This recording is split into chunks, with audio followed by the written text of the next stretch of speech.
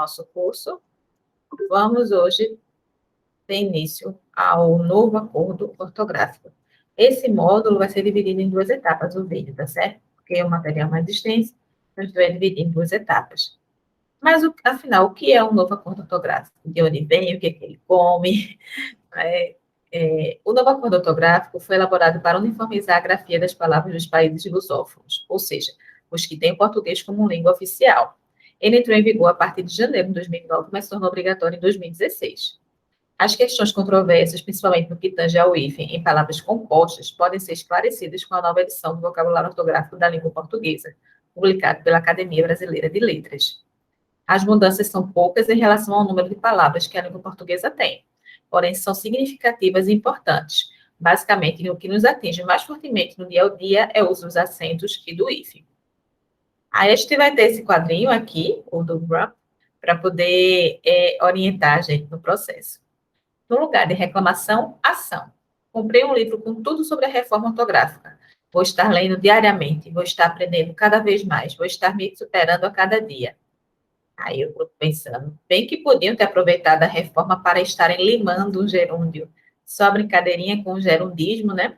Que é uma coisa que a gente não tem na nossa língua portuguesa, que foi importada dos manuais de telemarketing, mas que é muito utilizado no dia a dia. Mas a gente não tem esse gerúndio, estarem limando, estar fazendo, estar brincando, estarem fazendo isso, a gente não tem, tá certo? Só brincadeirinha. Tive uma ideia. Vou pedir ajuda ao meu sobrinho para entender o tal acordo. Para essa molecada é moleza. Estão aprendendo agora, não tem os vícios da gente, que já usa as antigas regras faz tempo. Olá, sobrinho, beleza? Por acaso você está por dentro das regras do acordo ortográfico? Né? Aí o sobrinho fala, tio, beleza? Acho que não é difícil, não. Passa aqui em casa que nós aprendemos junto. Aí, melhor pensar em outra coisa. O encontro de gerações, né? O choque de gerações. E essa pessoa da tecnologia já está inserido nesse contexto com o novo acordo. A gente é que vai ter que reaprender. A gente fala eu, né? Da minha geração. Mas vocês não, vocês vão tirar de letra. E a gente começa com a primeira mudança, que é o alfabeto. A nova regra diz que agora é formado por 26 letras. Antes, a gente não tinha o K, o W e o Y, não eram considerados letras do novo alfabeto. Como assim?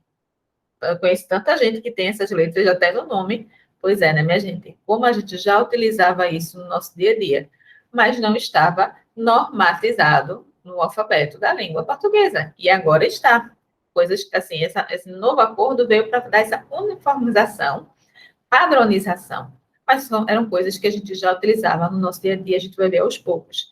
Então, essas letras serão usadas em siglas, símbolos, nomes próprios, palavras estrangeiras e seus derivados.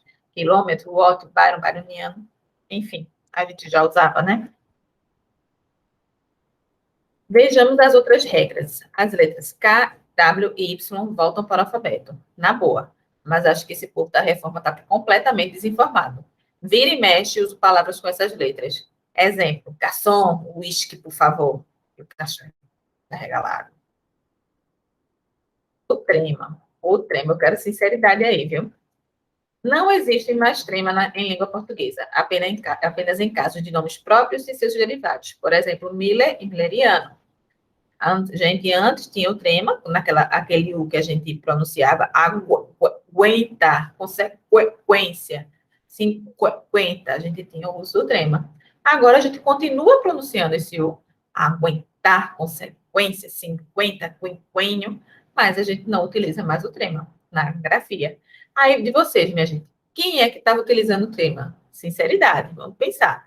Mas a regra veio também para uniformizar isso, a gente não utiliza mais o trema. Bom, vejamos as novas regras. O trema não será mais usado. Exemplo, linguiça perde o trema e fica linguiça. Nossa, que coisa tão besta. Sabia que linguiça tinha trema? A besta dele, né? Porque tirou, né? É porque ele não sabia que tinha. De novo, quem diria, linguiça tinha trema e eu nunca usei. E olha que já fez muita lista de churrasco nessa vida. Sabe o que isso significa? Sou um visionário, já aplicava acordo ortográfico mesmo antes dele ser assinado. Faço parte da classe dos gênios, e o cachorrinho pensando. Vai ver a mesma classe que cabulava as aulas de gramática. E agora vamos para a acentuação. Opa, deixa de ter acento. Não deixou, não. Calma lá, que não deixou de ter acento coisa nenhuma. O acento continua existindo, pelo amor de Deus. A gente vai ver cada caso que se usa o acento, tá certo? Primeiro, ditongos abertos, e oi, não são mais acentuados em palavras paroxítonas. Pronto, eu não sei o que é ditar, não sei mais o que é paroxítonas, e é essa regra que eu não entendi mesmo. Não se preocupe. Ditongos são duas vogais, ou uma vogal e uma semivogal, que estão na mesma sílaba, certo? É só isso. Ditongos, duas vogais, nesse caso, e oi, certo? Que estão na mesma sílaba. E essa sílaba, se for uma paroxítona, lembra? Oxítona, a última sílaba tônica. Paroxítona, a penúltima sílaba tônica. Proparoxítona, a antepenúltima sílaba tônica. Então, aquelas duas vogais, e oi, certo? Que estão na mesma sílaba. E esta sílaba é uma paroxítona, a última sílaba tônica, não é mais acentuada.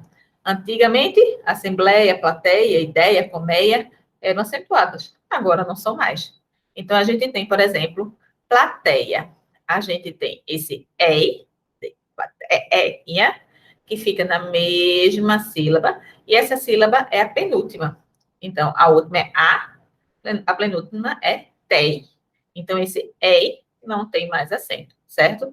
Nos ditongos abertos de palavras oxítonas, a última sílaba tônica em monossílaba, o acento continua. Herói, qual é a sílaba? A última, roi, a última sílaba. Então, a gente continua. Constrói, dói, anéis, anel, né? Anéis, papéis, certo? O acento no ditongo aberto, eu continua. Chapéu, véu, céu, ilhéu, certo? São as exceções. Rapaz, preciso ficar esperto com essa regra do acento agudo. Tem palavra aqui que perdeu o acento e eu uso constantemente. Heróico, plateia, ideia. Aí o cachorrinho mocreia, então é todo final de semana. Esse cachorrinho, hein? Aí a gente tem o hiato O, não é mais acentuado. O hiato não é mais acentuado. Qual é a diferença do ditongo para o hiato? Os dois são vogais, certo? A diferença é que o hiato, a gente tem cada vogal numa sílaba diferente. Então, o que a gente tinha na mesma sílaba, que era o ditongo, duas vogais juntas, agora a gente vai ter separado cada um em uma sílaba. Então, enjoo ou um O fica numa sílaba, o Jó fica na outra sílaba. É essa a diferença de um hiato para um ditongo, certo? A gente antes também tinha o acento, agora a gente não vai ter mais. Enjoo, vou, corou, perdoou, dei, lê, encrei, vem. A gente continua escrevendo com dois S, mas agora a gente não tem mais o acento nesse ato. Circunflexo não será mais usado nas palavras terminadas em ato. Exemplo, vou passa a ser vou, pronúncia mesmo. Não acredito. Tiraram o chapeuzinho do voo. Perdeu a beleza, perdeu a poesia. Palavra bela está em pranto. O acento que pairava sobre ela bateu asas. Não ouçou o voo, mas sim voo, sim o mesmo encanto. Aí o cachorrinho enjoo também perdeu o acento. Hum. Outra regrinha. Não existe mais o acento diferencial em palavras homógrafas. O que é homógrafas, minha gente? Homo, igual. Grafas, grafia, escrita. Então, palavras que têm a mesma grafia, a mesma escrita, a gente não tem mais o acento diferencial. A gente tinha o para-verbo do para-preposição. Então, a gente agora não tem. Tudo é para de uma forma só. Para, pela, pelo, certo? Agora, o acento diferencial ainda permanece no verbo poder, terceira pessoa do pretérito perfeito do indicativo. Pôde. Então, a gente tem o pôde e tem o pode. A gente tem um acento diferencial. E no verbo por, para diferenciar da preposição por, certo? Por, colocar, e por, de preposição, certo? Aí a gente tem, são as exceções. O acento agudo desaparece do i e do tônicos de palavras paroxítonas, quando essas letras vierem depois de um ditongo. Cruzes, que rolo, preciso, Wanda, preciso de um exemplo. Espelho? Ué, não entendi. Feiura. Agora vira feiura. Não se acentua mais a letra U nas formas verbais risotônicas quando precedido de G ou Q, e antes de E ou I. Ué, G, Gui, Gui.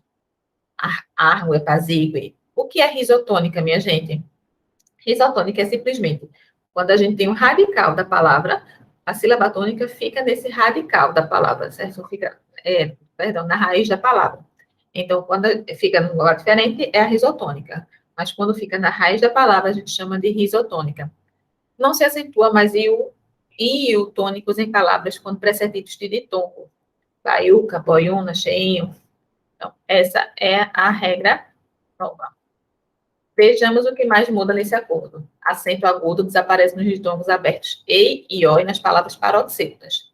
Certo, certo. A regra parece bem simples. Só falta eu achar aqui nessa jossa que diacho significa isso de ditongo e paroxítona. Então, ditongo e paroxítona a gente já viu, né? Duas vogais na mesma sílaba, paroxítona, penúltima sílaba tônica. Só relembrando. E agora a gente vai começar o hífen, que eu vou deixar para um outro vídeo. Espero que vocês tenham entendido. Se tiverem qualquer dúvida, pode perguntar, mandar pelo chat, mandar mensagem, certo? Mandar pelo fórum, a gente está aqui para se ajudar. Mas não deixem de participar. Não deixem de tirar a dúvida de vocês, que é muito importante.